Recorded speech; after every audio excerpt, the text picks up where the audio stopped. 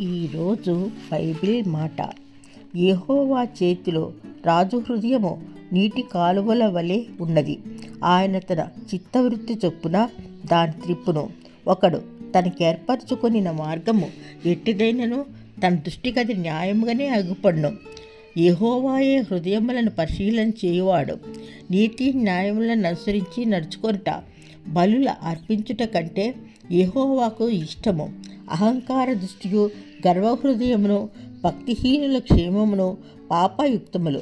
శ్రద్ధగల వారి యోచనలు లాభకరములు. తాలిమి లేక పనిచేయువానికి నష్టమే ప్రాప్తించును. అబద్ధములాడి ధనము సంపాదించుకుంట ఊపిరితో సాటి. దానిని కోరువారు మరణమును కోరుకుందురు. భక్తిహీనులు న్యాయం చేయనొల్లరు. వారు చేయు బలాత్కారం వారిని కొట్టుకొని పోవును. దోషభరితుని మార్గము మిక్కిలి వంకర మార్గము. పవిత్రుల కార్యము యథార్థము. గయ్యాళితో పెద్ద ఇంట ఉండుట కంటే మిద్దె మీద ఒక మూలన నివసించుట మేలు. భక్తిహీనుని మనసు కీడు చేయగోరును. వాడు తన పొరుగువాన్నెన్నో దయతలచడు.